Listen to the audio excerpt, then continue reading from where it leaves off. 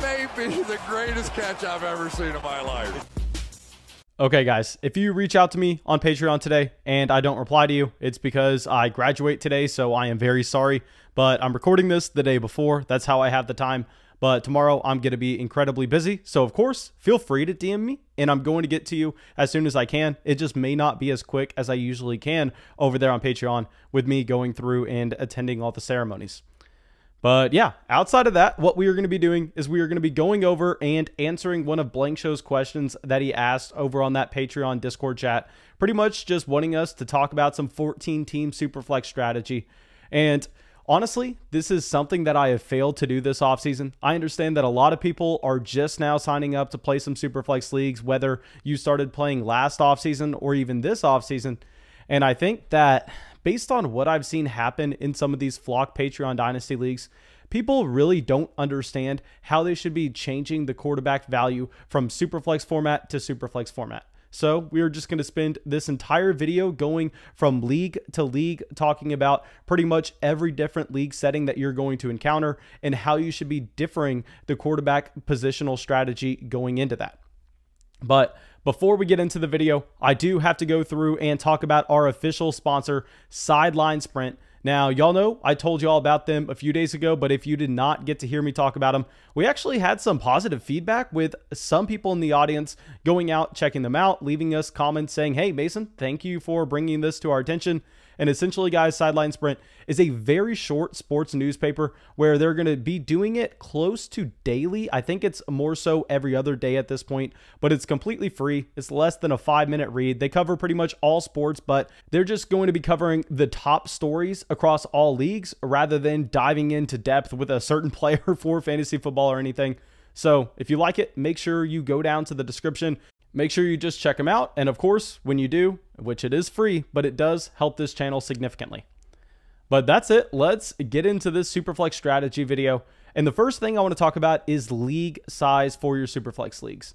So generally, when I'm talking to people over on Patreon, I have found that not a lot of people are playing in 14 or 16 team Superflex leagues. Now, I mean, if you ever have the chance to play in a 14 or a 16 team Superflex league, I highly advise you doing so. But the majority of the time, people are playing anywhere from 10 to 12 man leagues. Now, I will discuss what happens if you are playing in a 14 or a 16 team league. Pretty much, if you're playing in a 16 team Superflex league, shout out to Toothpaste, who recently went through one of these on Patreon. There, your draft strategy should be going, hey, if we do some simple math right now, we understand that 16 teams are in this league. Every team wants to start 2 quarterbacks every single week. These quarterbacks are going to be flying off the board because we know at the wide receiver position, you can always go down. You can always find the wide receiver 3 on an NFL offense to be able to plug into a flex spot. But no, the quarterbacks dry up very quickly. And if you do the simple math, you go, hey, not everybody is going to be able to have 3 quarterbacks, to have 2 guys in your super flex spots, as well as having that player that you can put on your bench for bye weeks and injuries. And just say a few teams are able to get 3 starting quarterbacks, well, then all of a sudden, a few teams in the league should only have 1 starting quarterback at best. And knowing that you can't expect all 32 quarterbacks in the NFL every single year to be stable, knowing that you really don't want to be starting the bottom 5 guys or so, I mean, that makes the talent pool just so much less, to the point where if you're playing in a 14 or a 16 team Superflex league, I promise you, you need to make sure you are coming away with not only 3 quarterbacks in that draft, but I want to make sure that our first 2 picks are being spent on quarterback. I'm in a format like that, and I am being 100% honest when I say this. I would prefer having someone like Russell Wilson over Jonathan Taylor. If you're playing in a 16-team Superflex league, I mean, those quarterbacks that are going in this early second round of a 12-team league, they need to be significantly bumped up. I mean, there are about 6 or 7 quarterbacks that I would rather have over Christian McCaffrey himself. So please understand just what the supply and demand is doing there. And on the other end of the spectrum, this is something that I deal with way more often over on Patreon, is people playing in 10-man Superflex leagues. And here, when you play in a 10-man Superflex league, generally what you find is that when you go through that startup draft, people aren't necessarily going to be adjusting the quarterbacks at the top. I mean, still, you're going to have the guys like Justin Herbert, Lamar Jackson, Josh Allen, Kyler Murray going in the first round, which I don't really hate, to be honest. But what I want to be doing in a 10-team league is understanding, hey, in this format, everybody can go through and roster 3 starting quarterbacks, and then there will still be a few guys left over. I mean, you'll still have a few teams actually rostering 4 starting quarterbacks. So through the course of your dynasty startup, what you're going to find is you're going to find those quarterbacks at the very top, guys like we already discussed. Just say a Justin Herbert, a guy like Joe Burrow. They're going to be going early. But once you get past that tier, once you get past the Ryan Tannehill tier as well with Jalen Hurts, then all the way down there with the last starting quarterbacks, guys like Sam Darnold, players just say like a Jameis Winston, your league, they are not going to be valuing those guys highly at all. Because at that point, the majority of the teams in your league will all already have either 2 or 3 starting quarterbacks. So if we are talking about deviating from a 12-man Superflex league up to a 16-team Superflex league or a 14 as well, that's where you need to be going QB, QB, QB early and often. I mean, as often as you can, understanding that their trade value afterwards is also going to be sky high. Now, if you play in a 10-man league, on the other hand, that's the exact opposite situation. That's where you go, you know what? Here, we don't really care. Yeah, obviously, if you can get a Mahomes at 101, you do that. But beyond that, I think you would be much better off just getting running backs at the top of your draft and waiting very long until you see the players like Jameis Winston going off the board. You grab 3 or 4 of those guys, just play the matchups throughout the course of the season. And I think you can definitely accumulate value that way in a 10-man league because people aren't going to understand that the team needs are going to be filled way before the talent pool dries out, and that's how you can take advantage. Now, one other thing that I do want to talk about is something that honestly is about the worst piece of analysis that I've ever seen. And that is a lot of people saying that a 2-quarterback league where you are forced to start 2 quarterbacks is the same as a Superflex league. Now, I understand in theory that is true. I understand in theory you go, hey, if I want to have a team that's going to win the championship, if I want to have a team that's going to go undefeated in the regular season, possibly get a top 2 bye, then I'm going to need to be starting 2 quarterbacks every single week in my starting lineup. And in reality, that is simply not the case. In reality, a lot of Superflex leagues you can get away with through the course of the season if you do have an injury to one of your top 2 quarterbacks by going through and throwing a wide receiver if you have the depth into that Superflex spot. Because at that point, just go, okay, so if we throw a wide receiver into our Superflex spot and we are just, say, missing out on 7 points per game over the course of 4 weeks, well, yeah, sure, maybe you lose 1 extra game that you would have in that stretch, but in all, when that wide receiver is averaging 13, 14 points a game and that quarterback was going to be averaging 20 points a game, you're not missing out on that much. Compared to, on the other hand, if you have a 2-quarterback starting format where you are forced to start 2 guys, then if you do not have 2 guys, you don't have the luxury of going and getting the extra 13 points per game in that second quarterback spot. At that point, you're going, okay, I'm automatically taking an L here. I'm automatically taking an L where we know my opponent is going to be immediately projected to score 20 points more than me based on that one spot where I'm having to take a 0. And because of that, what you're going to find is through the course of the offseason, people aren't really going to change their quarterback evaluations too much because at that point, I mean, everybody goes, hey, I had 2 starting quarterbacks. We don't have to worry about this until you realize that a lot of those guys aren't going to be starting all 16 games until you get into week 4, and then you start to have injuries through the position, and then you start to have bye weeks. And a lot of teams in the league are then going from being contending teams to now having an open quarterback spot. So this is what I did in a recent Flock Patreon Dynasty League where it was 2 quarterback, and people really didn't change the value of the quarterback position from Superflex to QB.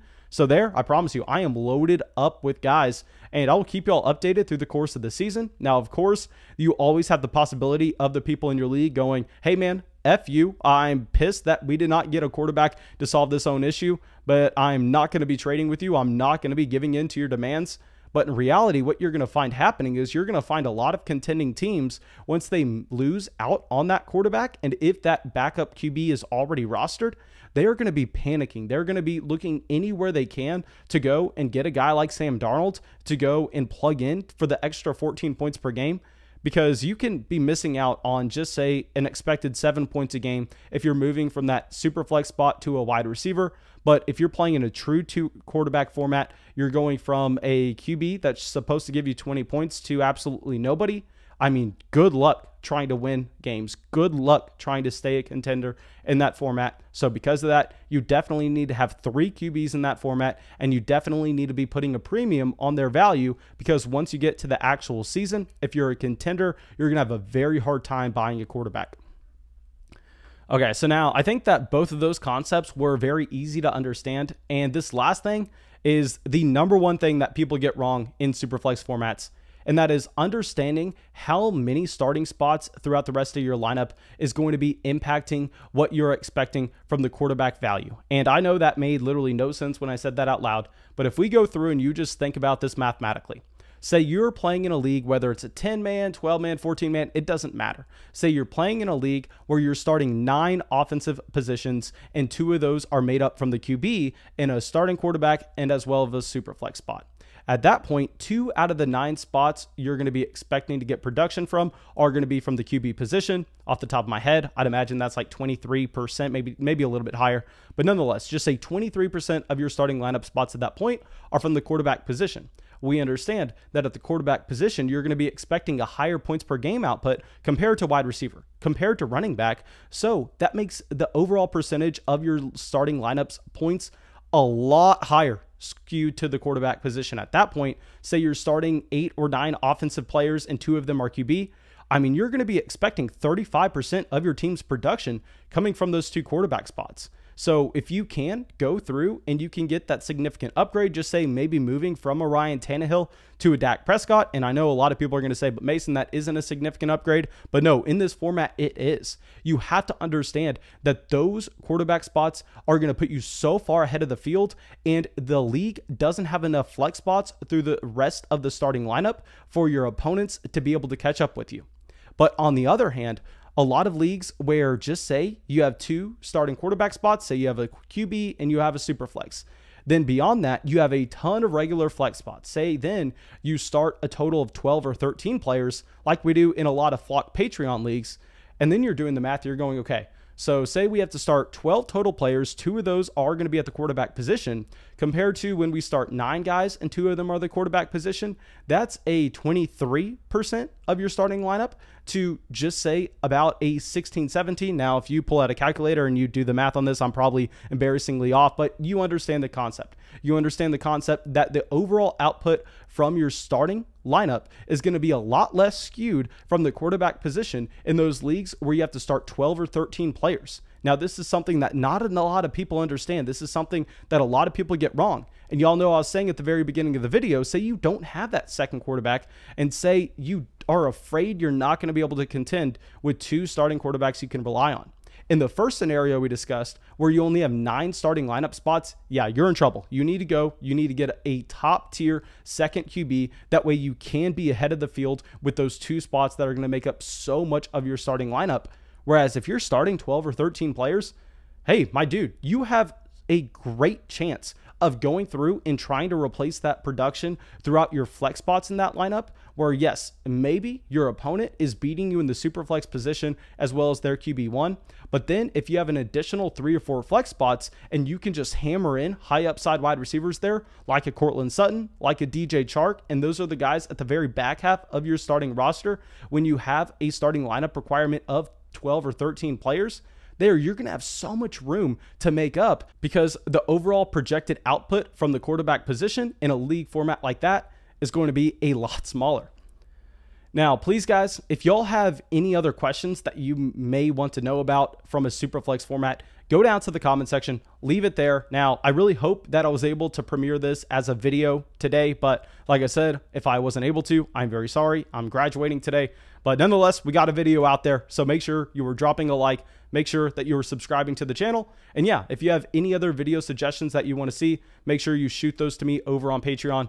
And that should be it. I will see y'all with the video tomorrow, and I will definitely make it out to that premiere. I really owe a massive thank you for all the Patreon supporters in Ben, Braden, Zach, Ryan, William, Derek, Justin, Marshall, Tyler, and Eamon. Thank you so much, guys.